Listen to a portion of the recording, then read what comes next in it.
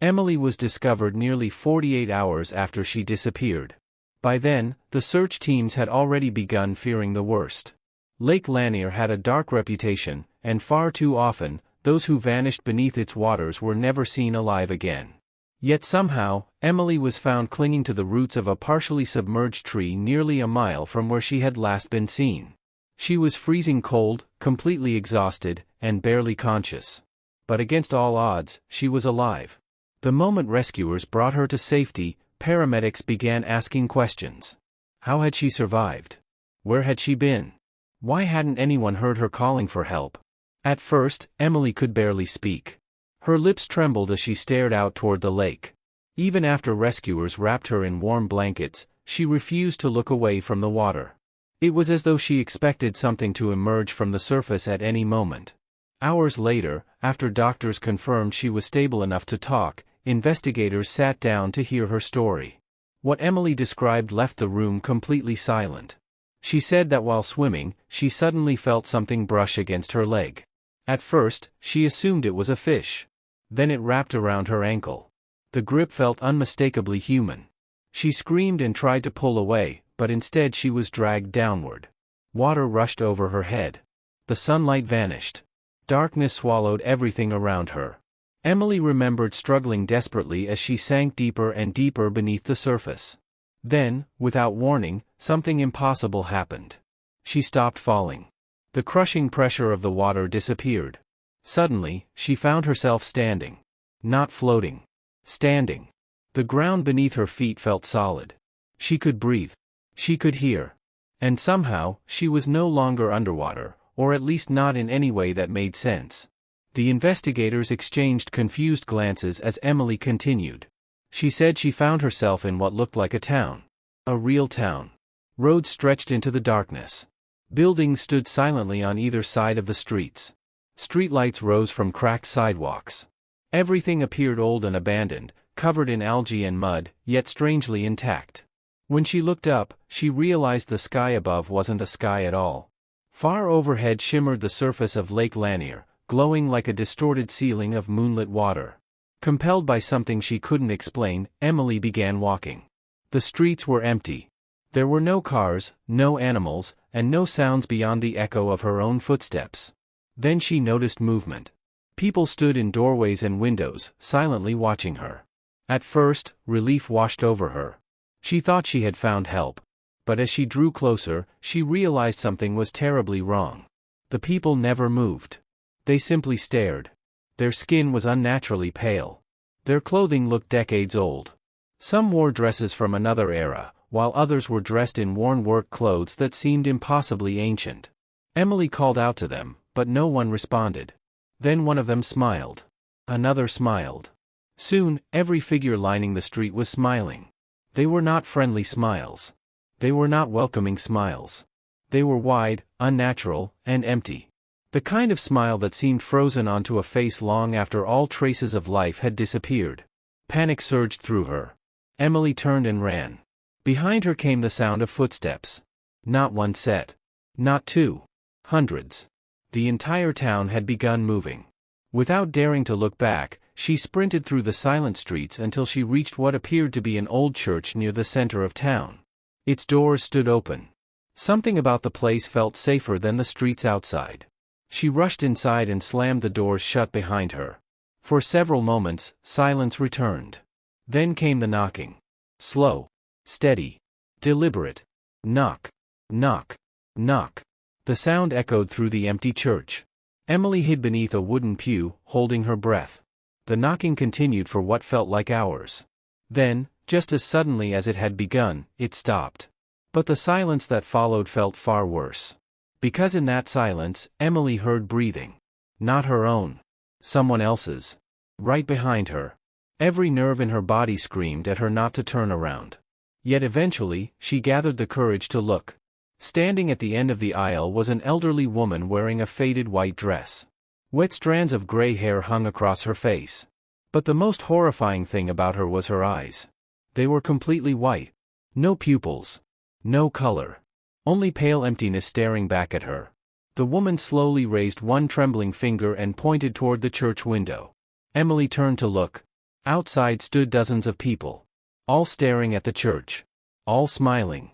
Emily was found nearly 48 hours after she disappeared. By then, the search teams had already begun to fear the worst. Lake Lanier had a reputation, and far too often, those who vanished beneath its surface were never seen alive again. Yet somehow, Emily was discovered clinging to the roots of a partially submerged tree nearly a mile away from the place where she had last been seen.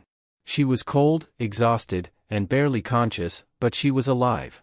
The moment rescuers brought her ashore, they began asking questions. They wanted to know how she had survived, where she had been, and why nobody had heard her calling for help. At first, Emily could barely speak. Her lips trembled as she stared toward the lake.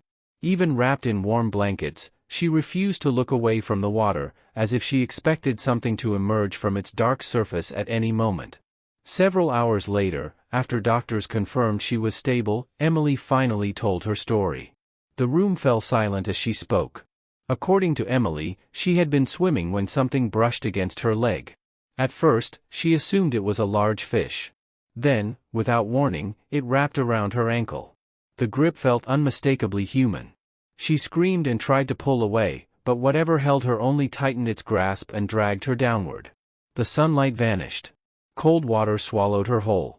She sank deeper and deeper until something impossible happened. Emily said she suddenly stopped sinking. The crushing pressure of the water disappeared. When she opened her eyes, she found herself standing on solid ground. She could breathe. She could hear her own footsteps. Most terrifying of all, she no longer felt as though she was underwater. Before her stretched an old town frozen in silence. Roads disappeared into darkness. Buildings lined both sides of the streets, covered in mud and algae as though they had been abandoned for decades. Everything looked ancient, forgotten, and somehow preserved beneath the lake. When she looked up, her heart nearly stopped. Above her was not the sky. Far overhead shimmered the surface of Lake Lanier itself, glowing faintly like a massive glass ceiling that trapped the entire town beneath it. Confused and terrified, Emily began walking. The streets were empty. No vehicles. No animals. No signs of life. Yet after only a few minutes, she realized she was not alone. Figures stood silently in doorways and along sidewalks. Their skin was unnaturally pale. Their clothing looked decades out of date. Some wore old-fashioned dresses. Others wore work clothes from another era entirely. Emily called out to them, hoping for help. No one answered. Then one of them smiled. Moments later, another smiled. Soon every figure in the street was smiling. Not warm smiles. Not friendly smiles. Their mouths stretched far too wide, creating expressions that felt hollow and unnatural. There was no kindness behind them. No humanity. Only a cold emptiness that made Emily's blood run cold. Fear overwhelmed her. She turned and ran. Behind her came the sound of footsteps. At first there were only a few. Then dozens. Then hundreds. It sounded as though the entire town had begun moving at once. Emily never looked back. She sprinted through the streets until she spotted an old church standing near the center of town. Its doors were open. Without hesitation, she rushed inside and slammed them shut behind her. For a moment, silence returned. She crouched between rows of dusty wooden pews, struggling to catch her breath. Then came a knock. Slow. Heavy. Deliberate. Knock. Knock. Knock. The sound echoed through the empty church. Emily held her breath and prayed that whatever stood outside would leave. But the knocking continued. Minutes passed. Perhaps longer. Eventually, the sound stopped. Yet the silence that followed felt even worse. Because in that silence, Emily heard breathing. Someone else's breathing. Very close.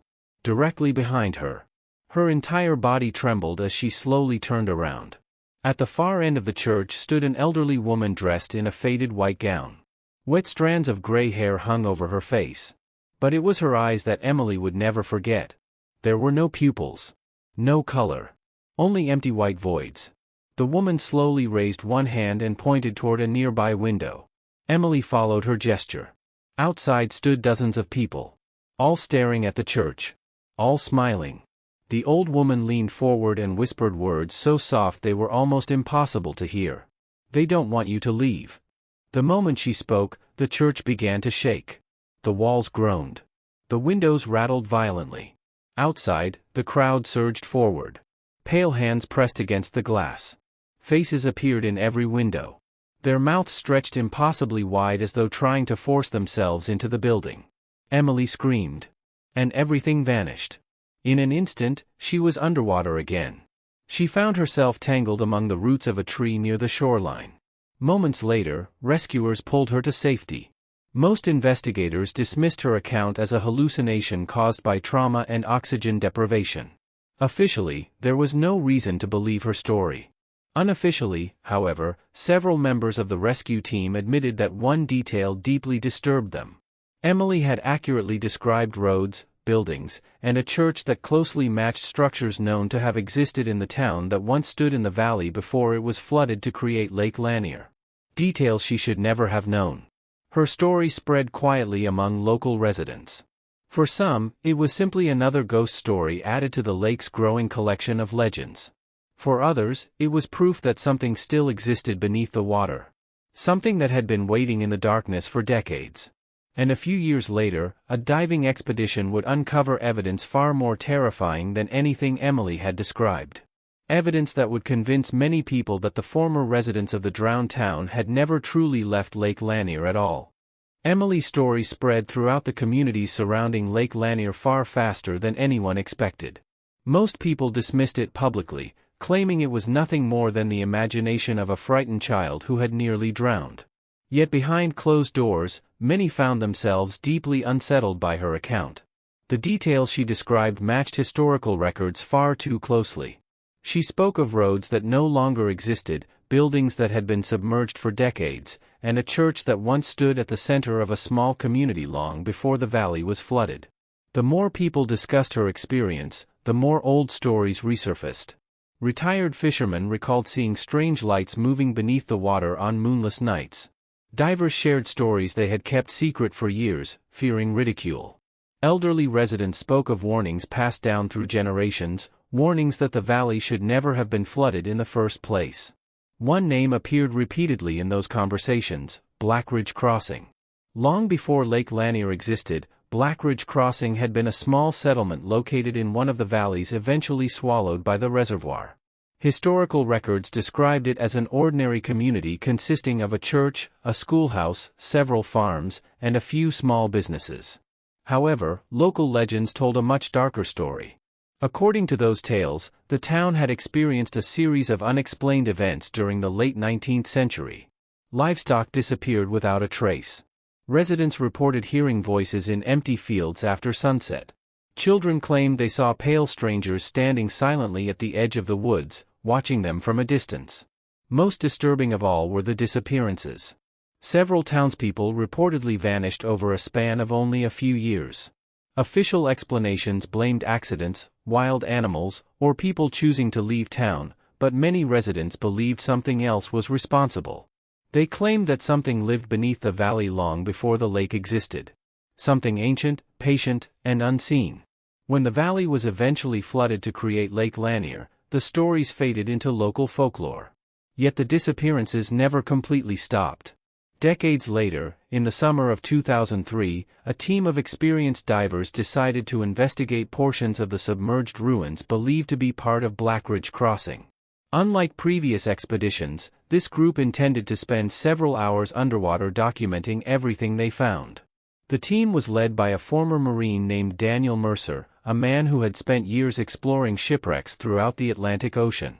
Daniel considered himself practical and skeptical. Ghost stories meant nothing to him, and he viewed the legends surrounding Lake Lanier as little more than superstition. The dive began shortly after sunrise. During the first hour, the team documented crumbling foundations, rusted farm equipment, and roads hidden beneath thick layers of silt. Everything seemed normal until one diver noticed something unusual in the darkness ahead. Standing alone on the lake floor was a doorway. The structure that had once surrounded it had long since collapsed, yet the doorway remained standing upright by itself as though untouched by time. Curious, the divers approached. Their lights revealed faded carvings etched into the wood. Strange symbols covered the frame, symbols none of them recognized. Daniel instructed the team to record everything before moving on. At the time, nothing seemed particularly alarming.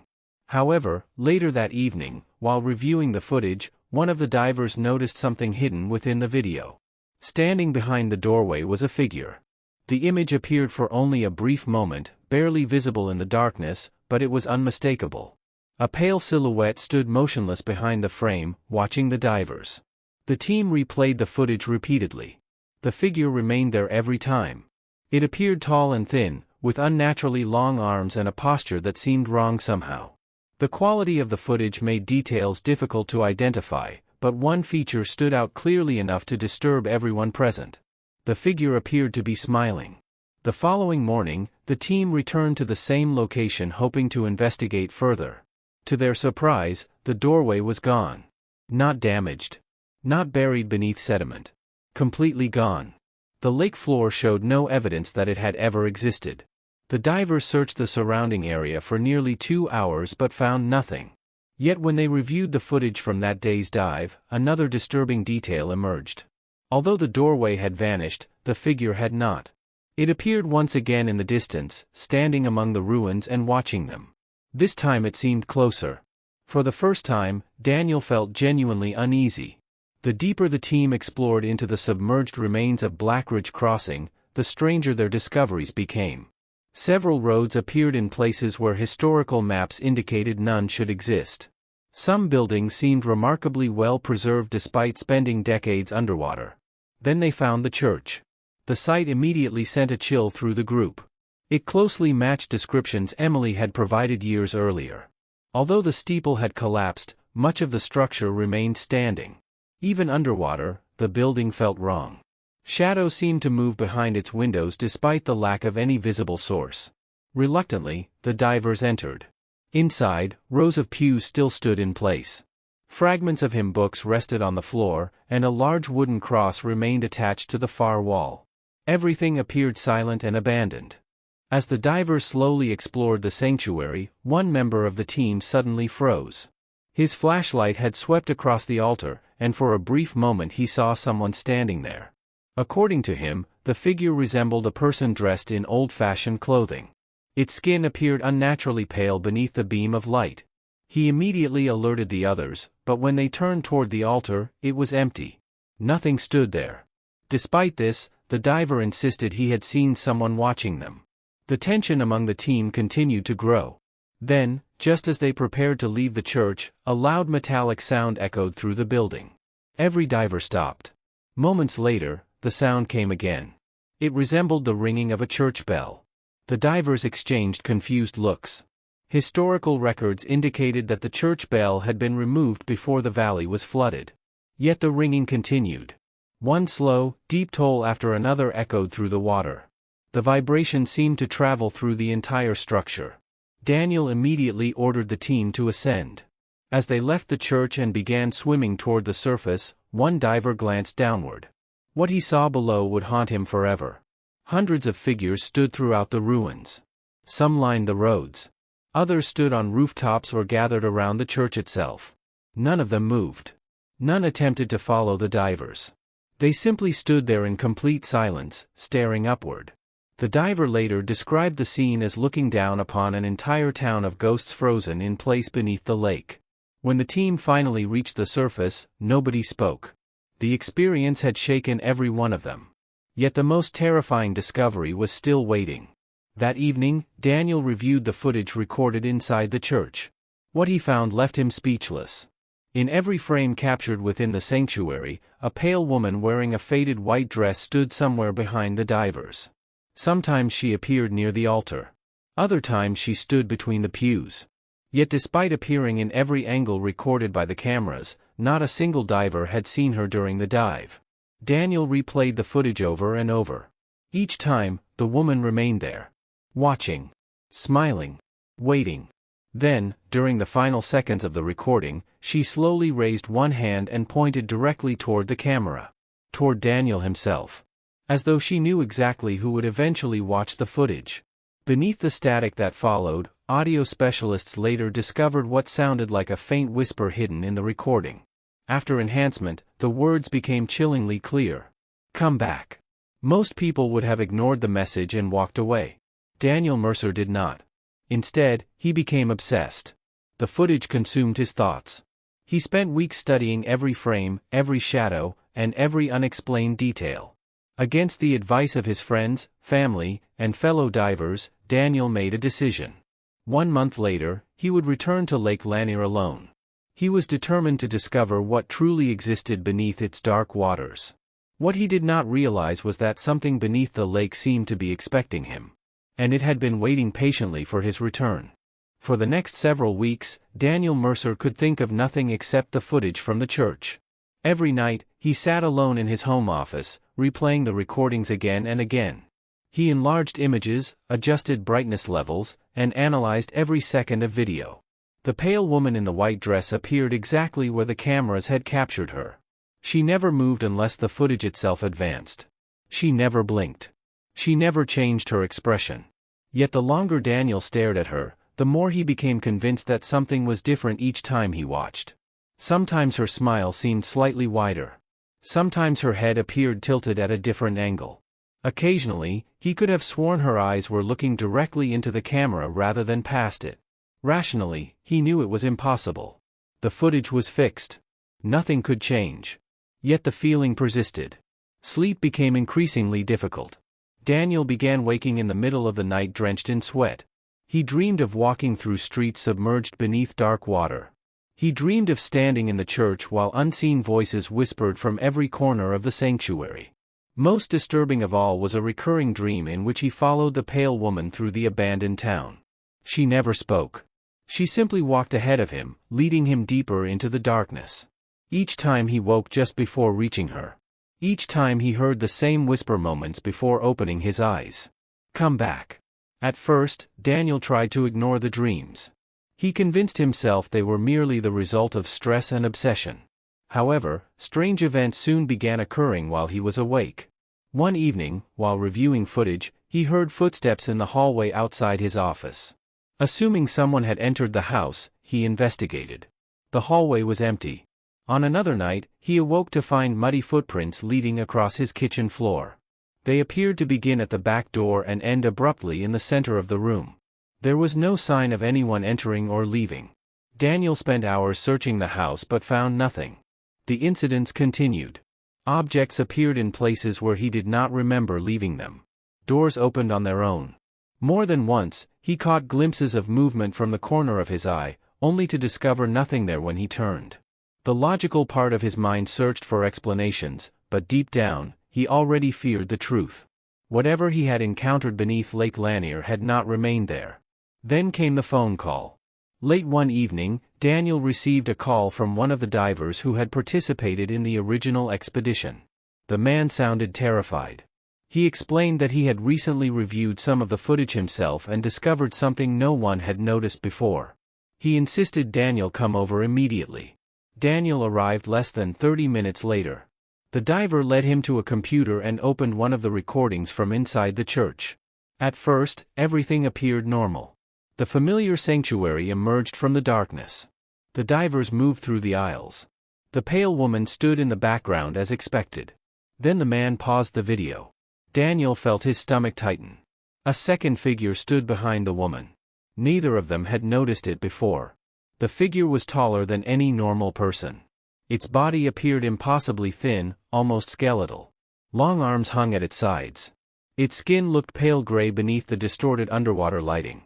The face was partially obscured, but one detail was unmistakable. It was smiling. Unlike the woman, however, this figure seemed to move between frames. In one image it stood near the back wall. In the next it appeared several feet closer. Then closer still. The movement was subtle enough to go unnoticed during normal playback, yet impossible to ignore once discovered. Neither man spoke for several moments. Finally, the diver admitted something he had never told anyone before. Several days after the expedition, he began hearing voices in his home. At first they sounded distant and indistinct. Over time they became clearer. He claimed the voices often spoke his name. Sometimes they whispered from empty rooms. Sometimes they seemed to come from inside the walls themselves. Most chilling of all, he occasionally heard dozens of voices speaking simultaneously, all repeating the same phrase. "Come below." Daniel wanted to dismiss the story. He couldn't. Because he had heard the same voices himself. That night, after returning home, Daniel made a decision. He would go back to Lake Lanier. Alone. The following weekend, shortly before midnight, he launched a small boat and traveled toward the section of the lake where the church was believed to stand. A thick fog covered the water, reducing visibility to only a few yards. The lake was silent except for the low hum of the boat's engine. When he finally reached the location, he shut the engine off and allowed the boat to drift. The silence was immediate. Heavy. Unnatural. Daniel sat alone beneath the pale glow of the moon and stared into the dark water. For several minutes, nothing happened. Then he heard it. A church bell. The sound drifted across the lake. One deep toll. Then another. Daniel froze. The sound seemed to come from beneath him. The bell rang again. And again. Each toll echoed through the fog-covered darkness.